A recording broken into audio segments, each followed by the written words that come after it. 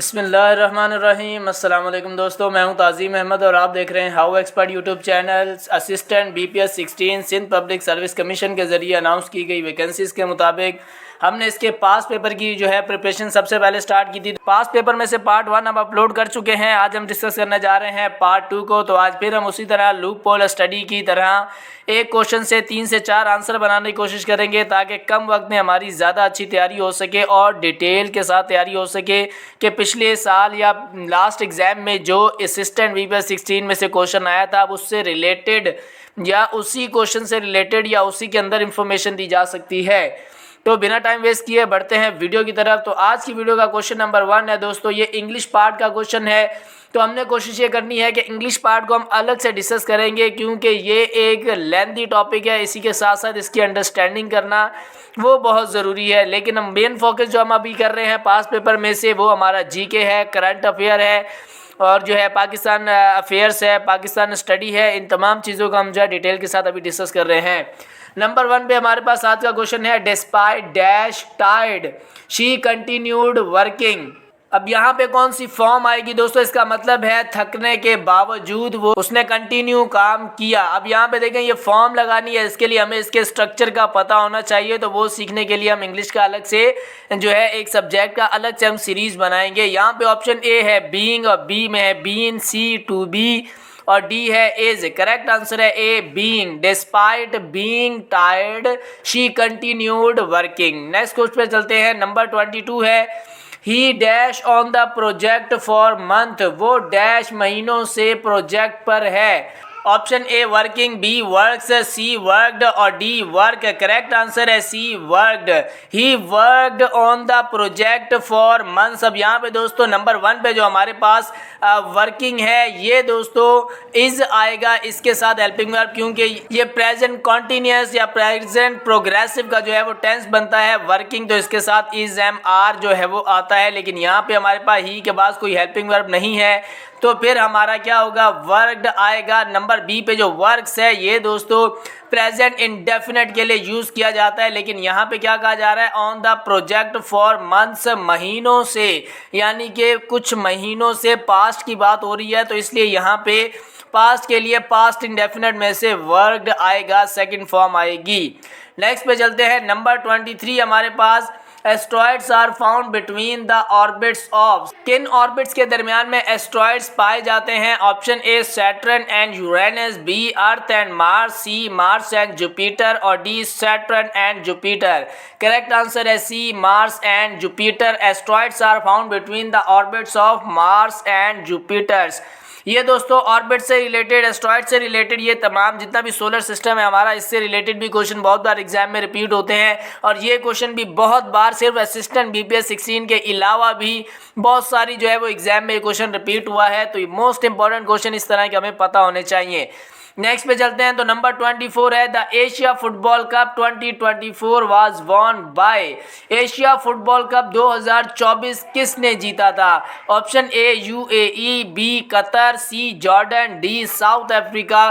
Correct answer है B Qatar. ये दोस्तों एक करंट अफेयर का क्वेश्चन आ गया। जिस तरह मैंने लास्ट वीडियो में भी आपको बताया कि मैचेस से रिलेटेड करंट अफेयर जितने भी हैं वो हमारी पॉलिटिक्स है, वो हमारे जो है वो गेम्स हैं, स्पोर्ट्स है या कोई न्यू वर्ल्ड रिकॉर्ड है, इस तरह के जितने भी करंट अफेयर है वो भी एग्जाम में रिपीट होते हैं। अब यहाँ पे गेम से रिलेटेड आ गया तो ये दोस्तों फुटबॉल एशिया कप जो है 2024 ये कतर ने जीता था। नेक्स्ट पे चलते हैं। नंबर 25 है between the melting point and boiling point of a substance the substance is a. किसी मादा के पिघलने के नुक्ता और उबलते नुक्ता के दरमियान वो मादा कौन सा है, वो मादा कौन सा है। सिंपल दोस्तों इसमें बताया जा रहा है कि वो कौन सा सब्सटेंस है जो कि जिसमें कि मेल्टिंग पॉइंट भी हो सकता है और बॉइलिंग पॉइंट भी हो सकता है। Option A solid, B liquid, C gas, D crystal. Correct answer है बी लिक्विड। दोस्तों लिक्विड वो फॉर्म है जिसको मेल्ट भी किया जा सकता है और उसको बॉयल भी किया जा सकता है, यानी कि जिस तरह के लिक्विड की फॉर्म में हमारे पास दूध होता है, अब दूध को क्या करते हैं मेल्ट करके गाढ़ा भी किया जा सकता है, तो लिक्विड यहाँ पे बिल्कुल करेक्ट है। इसको बॉयल भी किया जा सकता है, इसको मेल्ट भी किया जा सकता है। ऑप्शन ए में सॉलिड है दोस्तों, ये सिर्फ सॉलिड को जो है सिर्फ मेल्ट किया जा सकता है, फिर आगे बॉयल नहीं किया जा सकता कुछ चीज़ों को, इसलिए। और गैस और क्रिस्टल भी इसका ऑप्शन नहीं होंगे। करेक्ट आंसर हमारा बी ही होगा, लिक्विड। इसी वीडियो के डिस्क्रिप्शन में हमारे व्हाट्सएप ग्रुप का लिंक भी मौजूद है, वहां से जाके हमारे ग्रुप को भी ज्वाइन कर सकते हैं, ताकि इस तरह की मोर इन्फॉर्मेटिव वीडियो इस सीरीज़ के बाकी आने वाले पार्ट और daily job updates time to time आपको मिलती रहें। नेक्स्ट पे बढ़ते हैं। क्वेश्चन नंबर 26 है, the driest and the windiest continent in the world is. दुनिया का सबसे खुश्क और हवा वाला बर्रे आज़म कौन सा है? Option A Antarctica, B Australia, C Africa, D South America. Correct answer है ए अंटार्कटिका। सबसे दोस्तों ड्राइएस्ट एंड विंडिएस्ट जो कॉन्टिनेंट है वो दोस्तों अंटार्कटिका है। इस तरह क्वेश्चन ये आ जाता है कि सबसे ज़्यादा कंट्रीज जो हैं वो कौन से कॉन्टिनेंट की हैं, तो वो दोस्तों अफ्रीका है। इसकी 54 कंट्रीज हैं। एडिशनल इंफॉर्मेशन साथ साथ आप एक जगह लिख सकते हैं। इस तरह अगर सबसे बड़ा जो है वो बर्रे आज़म की बात करें तो सबसे बड़ा हमारा जो कॉन्टिनेंट है दुनिया का वो दोस्तों एरिया के हिसाब से वो एशिया है, जिसमें कि पाकिस्तान, इंडिया, चाइना ये तमाम कंट्रीज़ आते हैं।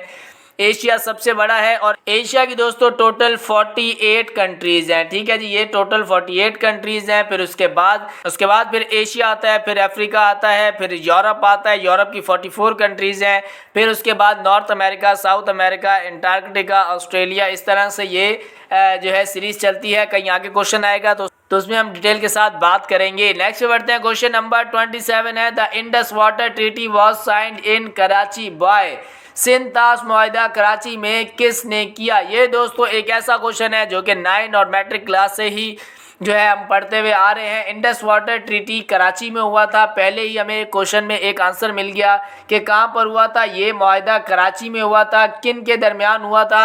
Option A Ayub Khan and Indira Gandhi, B Ayub Khan and Jawaharlal Nehru, C Zulfikar Ali Bhutto and Indira Gandhi, D Zulfikar Ali Bhutto and Jawaharlal Nehru. Correct answer है बी अयूब खान एंड जवाहरलाल नेहरू। ये दोस्तों अयूब खान और जवाहरलाल नेहरू के दरमियान में सिंतास मुआहिदा हुआ था जो कि 1960 में हुआ था। अगर ये क्वेश्चन आ जाए कि कब हुआ था तो ये भी आपको पता होना चाहिए कि ये 1960 में हुआ था। एग्जैक्ट डेट मुझे इसकी याद नहीं है, बट ईयर इसका 1960 है। इसी तरह 1972 में जो है एक और एग्रीमेंट हुआ था जो कि जुल्फ़िकार अली भुट्टो और इंदिरा गांधी के दरमियान में हुआ था। मुझे अभी उसका नाम जो है जहन में नहीं आ रहा। आपको अगर पता हो तो मुझे कमेंट सेक्शन में बता के ज़रूर गाइड कीजिएगा। नेक्स्ट पे चलते हैं। तो नंबर 28 है, what is the full name of Pakistan on satellite PRSS। ये दोस्तों पाकिस्तान के अपने सैटेलाइट PRSS का पूरा नाम क्या है? अब देखें यहाँ पे इसकी हमसे फुल फॉर्म पूछी गई है PRSS की। इस तरह दोस्तों कुछ जो है शॉर्ट फॉर्म भी दी जाती हैं जो कि एग्ज़ाम में मार्क्स गेन करने के लिए सबसे बेहतरीन और आसान टिक होती है।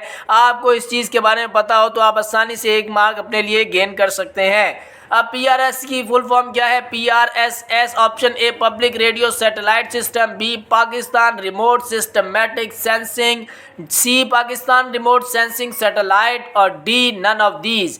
करेक्ट आंसर है दोस्तों C Pakistan remote sensing satellite. Pakistan remote sensing satellite ये PRSS की फुल फॉर्म है। नेक्स्ट पे बढ़ते हैं। क्वेश्चन नंबर 29 है, Asia is the world's most populous continent. बिल्कुल है। The second most populous continent of the world is. अब दूसरा बड़ा कौन सा है पॉपुलर, जो सबसे ज़्यादा पॉपुलर है? नंबर 1 पे तो हमारा एशिया है, जिस तरह के मैंने पहले बताया कि सबसे बड़ा एरिया वाइज और पॉपुलेशन वाइज भी बड़ा है एशिया।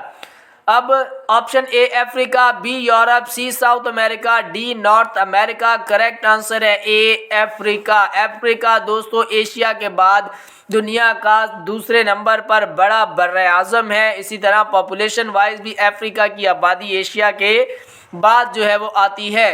फिर तीसरे नंबर पर दोस्तों यूरोप आता है। नेक्स्ट और इस वीडियो के लास्ट क्वेश्चन पे चलते हैं। क्वेश्चन नंबर 30 है, who is the secretary general of Arab league. Arab league का सेक्रेटरी जनरल कौन है? जिस तरह के बाकी ऑर्गेनाइजेशन है, यूएनओ है, आईएमएफ है, ओआईसी है, बाकी जितनी भी ऑर्गेनाइजेशन है, इसी तरह अरब लीग भी एक ऑर्गेनाइजेशन है दोस्तों। इसका सेक्रेटरी जनरल कौन है? Option A Mahmoud Riad, B Amr Moussa, C Nabil El Araby, D Ahmed Aboul Gheit. Correct answer है डी अहमद अबाउल गेट। ये दोस्तों सेक्रेटरी जनरल है अरब लीग के। ऑर्गेनाइजेशन से रिलेटेड मैंने पहले भी बताया कि मोस्ट इंपॉर्टेंट है, क्वेश्चन एग्जाम में बहुत आते हैं। जो मोस्ट इंपॉर्टेंट ये अरब लीग हो गया, ओआईसी हो गया, इसी तरह यूएनओ है हमारा, आईएमएफ है, और बाकी सार्क है, WHO है, यूनेस्को है। इस तरह की तमाम ऑर्गेनाइजेशन के बारे में हमें पता होना चाहिए। ये थी दोस्तों आज की वीडियो। उम्मीद करते हैं आज की वीडियो आपके लिए इन्फॉर्मेटिव रही होगी। वीडियो से आपने कुछ सीखा हो तो वीडियो कर लें लाइक, चैनल पे नए तो चैनल को कर लें सब्सक्राइब, बेल आइकन पे जरूर प्रेस करें ताकि हमारी मुलाकात जल्द होती रहे।